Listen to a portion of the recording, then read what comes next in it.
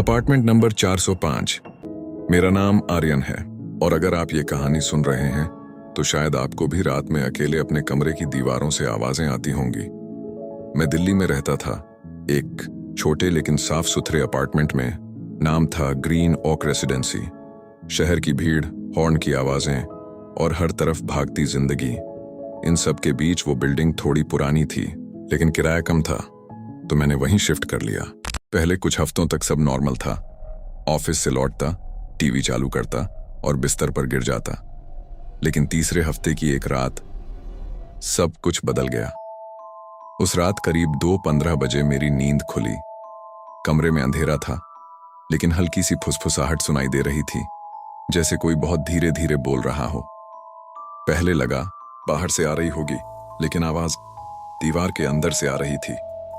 मैंने कान लगाकर सुना, मत खोलो, बस इतना ही सुना। मैंने लाइट ऑन की लेकिन वहां कोई नहीं था। अगले दिन सोचा कि शायद सपना रहा होगा। दूसरी रात फिर वही हुआ।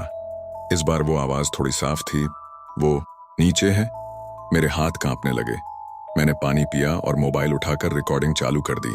लेकिन जब सुबह रिकॉर्डिंग सुनी, उसमें सिर्फ एक गहरी सांस लेने की आवाज थी, जैसे कोई मेरे बिल्कुल पास खड़ा हो। तीसरी रात में सोया ही नहीं।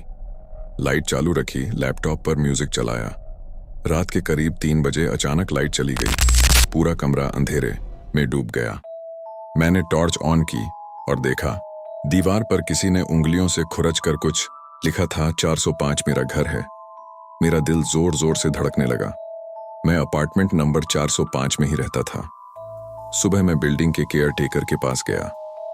वो बूढ़ा आदमी कुछ पल चुप रहा, फिर बोला, साहब, उस फ्लैट में पहले भी कोई रहता था, नाम याद नहीं, लेकिन वो रुक गया।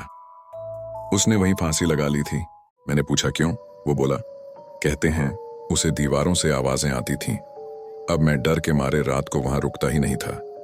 लेकिन 17 मार्च की रात ऑफिस से देर हो गई।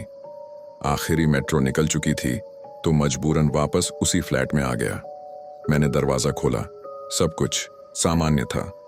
फिर मैंने देखा कि बाथरूम का दरवाजा आधा खुला था। मुझे याद था मैंने जाते वक्त उसे बंद किया था। अंदर से फिर वही फुसफुसाहट आई, अब मत जाओ।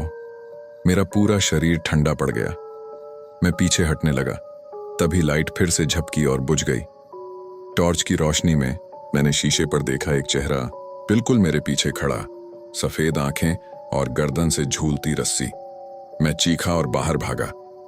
दरवाजा खोलने गया लेकिन हैंडल हिल नहीं रहा था। ऐसा लग रहा था जैसे किसी ने बाहर से पकड़ रखा हो। फिर अगली सुबह मैं नीचे सोसाइटी के गार्ड्स के साथ लौटा। दरवाजा भीतर से खुला था, अंदर सब वैसा ही था सिवाय एक चीज के, दीवार पर अब कुछ नया लिखा था। अगली सुबह मैं नीचे सोसाइटी के गार्ड्स के साथ लौटा। दरवाजा भीतर से खुला था, अंदर सब वैसा ही था सिवाय एक चीज के, दीवार पर अब कुछ नया लिखा था, तुमने वादा तोड़ा। मैंने वो फ्लैट उसी दिन छोड़ दिया। कई महीनों तक कोशिश की कि सब भूल जाऊं, लेकिन जब भी मैं रात को अकेला होता हूं, मुझे अब भी किसी की धीमी फुसफुसाहट सुनाई देती है। 405 मेरा घर है, धीरे फेडिंग टोन में। और अब कभी कभी सोचता हूं, शायद वो अब भी वहीं है या शायद वो अब मेरे साथ है।